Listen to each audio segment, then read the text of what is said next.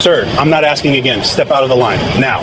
Officer, I already showed you my federal judicial credentials. I don't care. I'm a sitting United States federal judge. You need to stop. What is happening? I don't care what that card says. Nobody gets special treatment here. Hands where I can see them. Stop resisting. What happened next at Chicago O'Hare International Airport on a cold, drizzly Wednesday morning was captured on 4 surveillance cameras, 2 passenger cell phones, and 1 body camera worn by the officer who would, within 9 days, no longer have a job. The footage would be reviewed by the Department of Justice, pulled by federal investigators, broadcast across every major news network, and watched by more than 40 million people worldwide. But before the investigations, before the headlines, before the federal findings and the policy changes and the public reckoning, there was just one man standing at a security checkpoint, completely composed, watching a TSA officer make the single worst decision of his entire career. That man was the Honorable Raymond A. Caldwell, United States federal judge, 45 years old, and he was about to be tackled to the floor of a public airport in front of dozens of witnesses while his credentials sat open on the inspection table right beside him. To understand what happened that Wednesday morning, you first have to understand who Raymond Caldwell was, because he was not the kind of person who stumbles into a situation like this unprepared. Raymond grew up in Raleigh, North Carolina, the son of a high school history teacher and a registered nurse. His parents did not have money, but they had an absolute and unshakable belief that education was the one thing no one could ever take from their son, and Raymond had taken that belief and built something extraordinary out of it. He graduated summa cum laude from Howard University at 21. He earned his law degree from Yale Law School, finishing in the top 5% of his class. He spent 8 years as a federal prosecutor with the Department of Justice, handling complex financial crimes and civil rights cases that most attorneys his age would not have been trusted to touch. He was appointed to the federal district bench at 39, one of the youngest federal judges in his circuit at the time of his appointment. He had written legal opinions cited in law school classrooms across the country. He was known among colleagues as patient, precise, and completely unshakable under pressure. He had spent his entire professional life inside the American legal system, and he understood it with the kind of depth that only comes from decades of living it from the inside. On this particular Wednesday, Judge Caldwell was at O'Hare because he had federal court scheduled in Washington, D.C. that afternoon. He was presiding over a significant civil case and needed to be on the bench by 2 o'clock. He had made this trip before. He knew this airport. He arrived at the terminal at 7:15 in the morning, checked in at the kiosk, and made his way to the TSA security checkpoint at the B concourse. He was relaxed. He had plenty of time. He had done this exact routine without incident more times than he could count. The checkpoint was moderately busy for a Wednesday morning. Judge Caldwell placed his briefcase and carry-on the conveyor belt, removed his shoes, placed his phone and wallet in the bin, and stepped toward the body scanner. Everything was completely normal. He had no reason, not a single one, to believe that the next 12 minutes would change anything at all. Then the belt stopped moving. The TSA officer stepped forward and flagged Judge Caldwell's briefcase for additional screening. He nodded. Briefcases got flagged all the time. He stepped aside and waited. Then a second officer approached. Officer Brian Tanner, 31 years old, 3 years into his posting at O'Hare. Broad-shouldered, close-cropped hair, the kind of energy that fills a room before the person speaks. Officer Tanner looked at the briefcase. Then he looked at Judge Caldwell. And then, according to every witness standing in that line, his entire demeanor shifted. Tanner asked Judge Caldwell to step fully out of the screening lane. Judge Caldwell complied immediately. Tanner asked him to identify himself and explain the contents of his briefcase. Judge Caldwell did so calmly. He stated his name.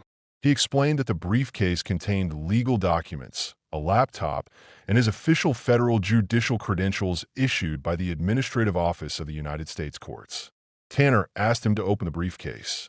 Judge Caldwell opened it without hesitation, stepped back, and waited. Tanner looked inside.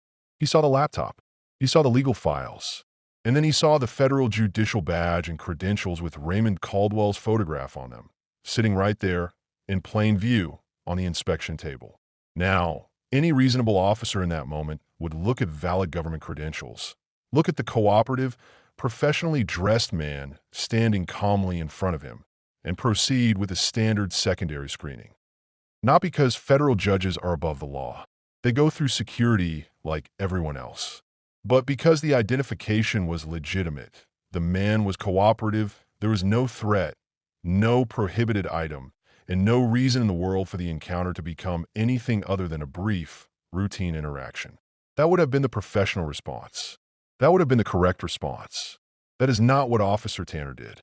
Officer Tanner picked up the credential, turned it over slowly in his hands, and said, drawing directly from sworn witness statements filed afterward, "This doesn't look real to me."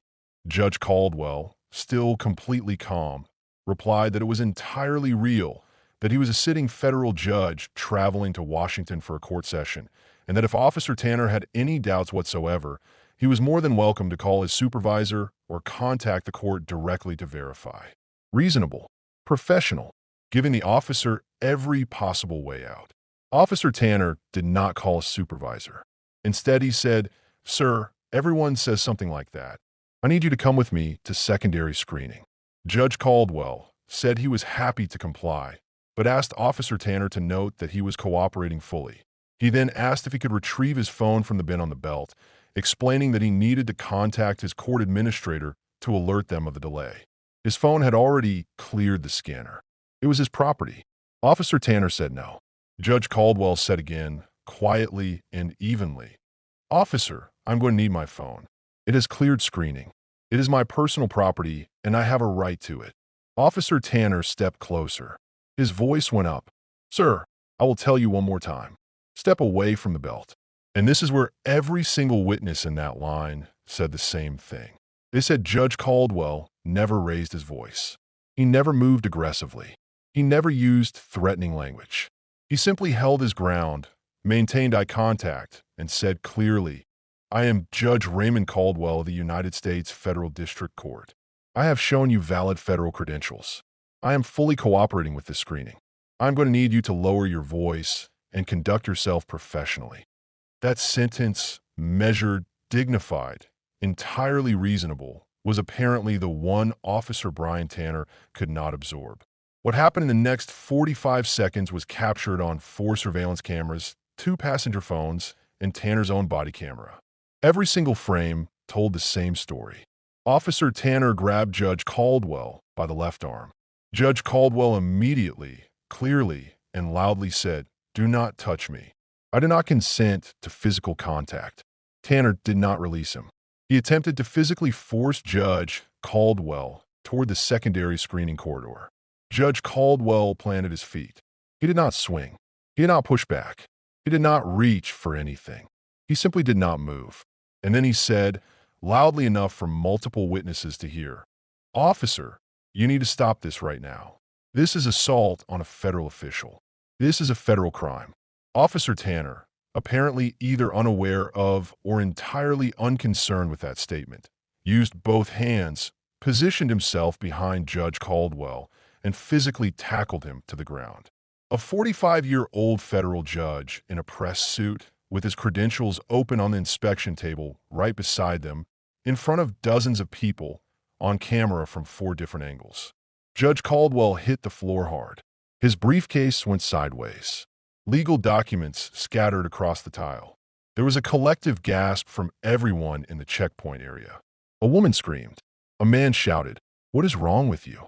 2 other TSA officers came running from adjacent lanes.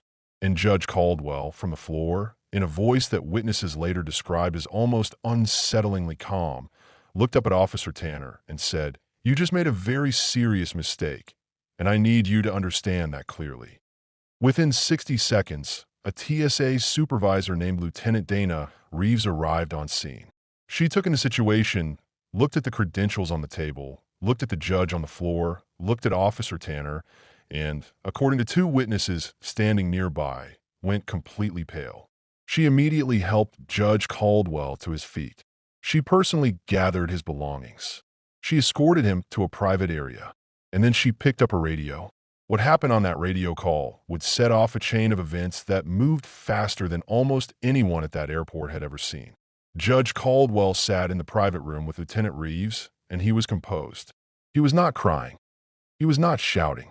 He pulled a yellow legal pad from his briefcase, the very briefcase that had started all of this, and he said, "I would like the names and badge numbers of every officer involved, the exact timestamp of this incident, the location of every camera that would have captured it, and a name and direct contact number for your TSA Federal Security Director." Lieutenant Reeves gave him everything he asked for without hesitation. She asked if he needed medical attention. He said he did not, though there was already visible bruising forming on his left forearm from where he had hit the checkpoint divider on the way down.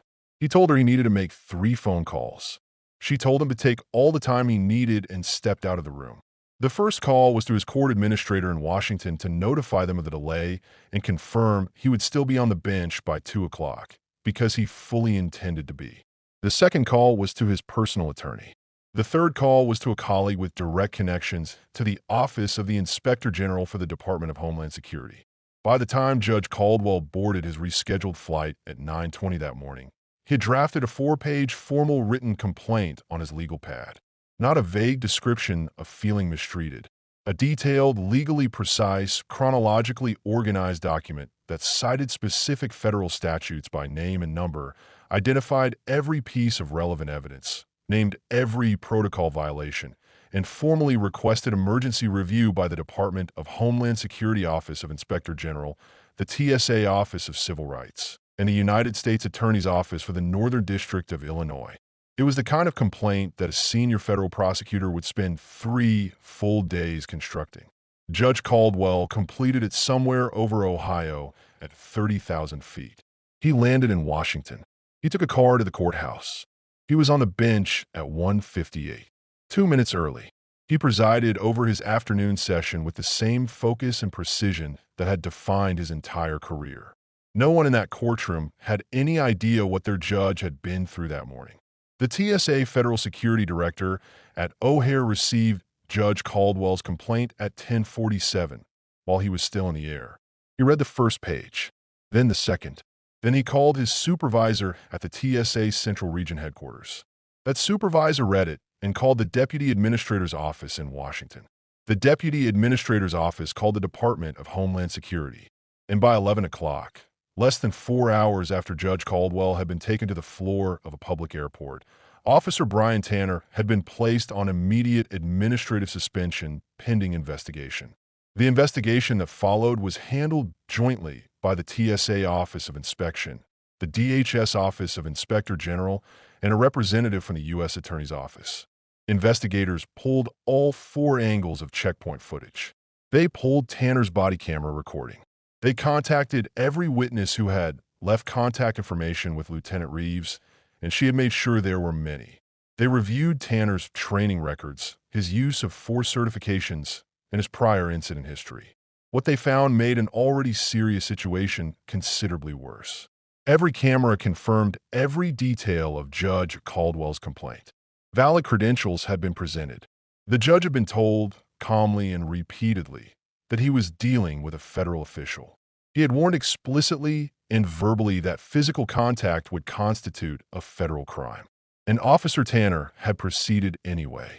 Beyond the footage, the training records revealed that Tanner had completed his civil rights and use of force recertification just 6 weeks before this incident. He had not made a mistake born of ignorance. He had made a choice with full knowledge of what the rules were. And then investigators found the prior complaints. Officer Tanner had 2 of them in his 3-year tenure at O'Hare.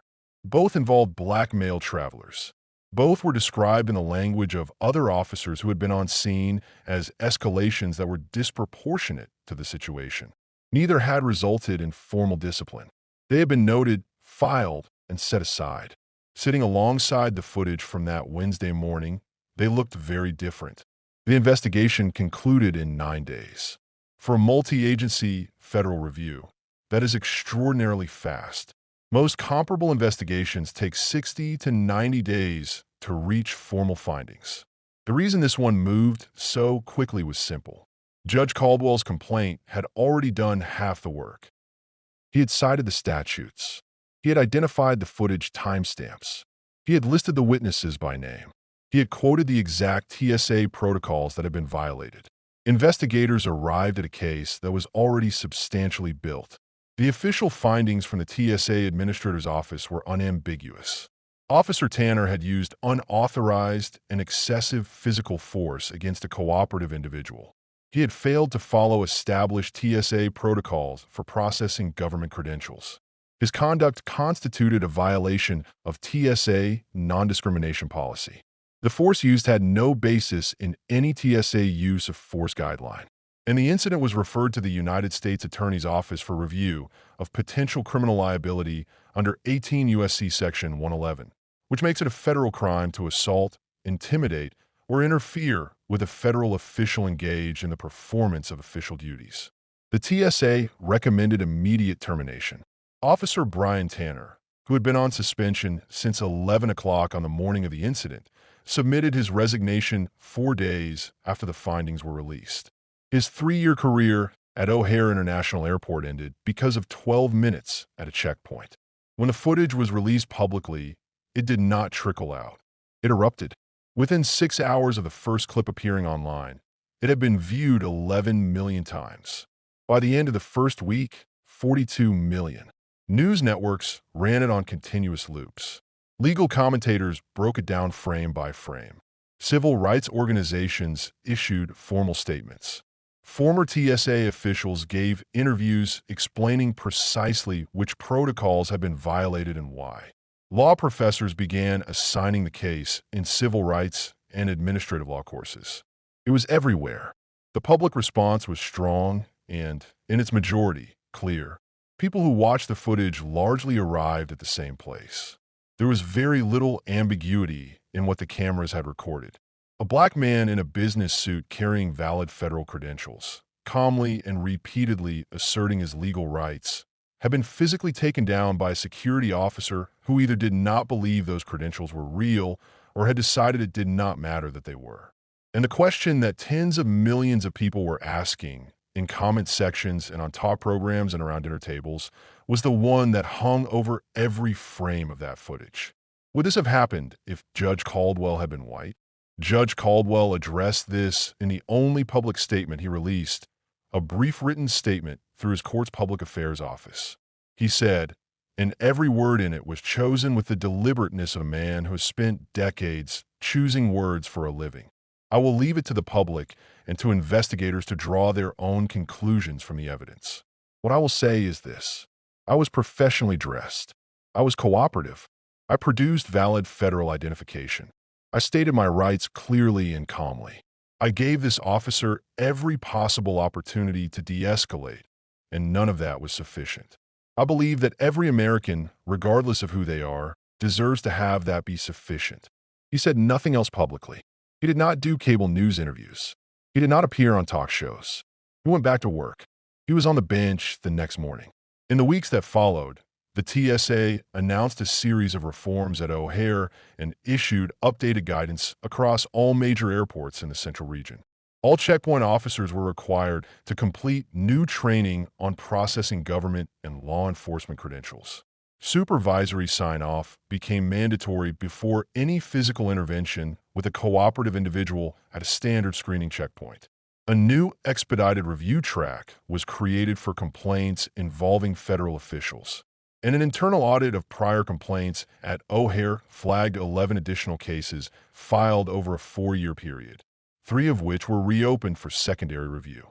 After the footage went public, other travelers came forward to describe prior encounters with Officer Tanner at that same checkpoint. Their accounts were remarkably consistent. Escalation without provocation. Dismissiveness toward identification. A tone that several of them described using the exact same word.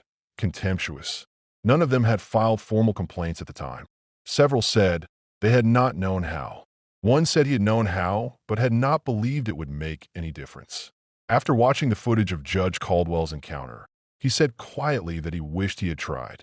Here is the question that sits at the center of this entire story, and it is worth sitting with for a moment.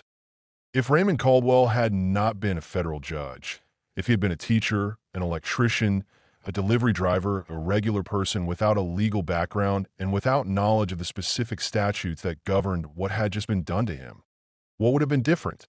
The answer, almost certainly, is everything. He would have known something wrong had happened. He would have felt it with his whole body. But he would not have known the statute number. He would not have known the exact protocol violation. He would not have known which office to call or how to write a complaint so precise and so complete that it could not be quietly filed and forgotten. And some authority figures, not all, but some, count on exactly that. They count on the person walking away shaken and unsure. They count on the complaint never coming or arriving in such a vague form that it can be processed, noted, and set aside. When you encounter someone like Raymond Caldwell, someone who responds to being tackled to the floor of a public airport by calmly getting up, requesting badge numbers, and drafting a 4-page, federally precise complaint on a legal pad at 30,000 feet, the entire calculation collapses. His credentials were not what protected him. What protected him was that he knew exactly what those credentials meant legally, procedurally, and institutionally, and he knew precisely what to do with that knowledge. That is what produced accountability. Judge Caldwell knew that asserting his rights in that moment carried physical risk. He is a black man in America. He has understood that reality his entire life. He made the calculation. He decided that his dignity and the principle of the thing were worth it. Not everyone will make that same choice. Not everyone should have to. But the fact that exercising your legal rights is something that has to be calculated as a safety risk at all tells you everything you need to know about the distance that still remains between the rights people technically have and the rights they are actually able to live. As of today, the Honorable Raymond A. Caldwell continues to serve on the federal bench. He has not spoken publicly about the incident since his written statement. He returned to his courtroom the morning after it happened and has not missed a session since. Those who work with him say he has never brought it up in any professional context. He handled it, documented it, and moved forward. By all accounts, that is entirely consistent with who he has always been. Lieutenant Dana Reeves, the supervisor who responded immediately, gathered the witnesses, gave the judge everything he asked for, and handled the aftermath with quiet professionalism, received a formal commendation from the TSA Federal Security Director for her conduct that morning. Officer Brian Tanner is no longer in law enforcement and has made no public statements. Some things are simple, even when the systems built around them are complicated. A man showed valid credentials. A man cooperated fully. A man stated his rights clearly and calmly. A man was tackled to the floor anyway, in front of witnesses, on camera, next to his own open briefcase. And then that same man stood up, asked for badge numbers, and built a 4-page federal case before his plane landed. The body cameras work both ways. So does knowledge. And sometimes the most powerful thing a person can do, the most quietly radical thing, is simply to know their rights well enough that no one can pretend those rights do not exist. If this story moved you and you believe that accountability and dignity should not depend on knowing the right statute numbers, please share it with someone who needs to hear it. Subscribe and turn on notifications because the next story is one that will stay with you long after it ends.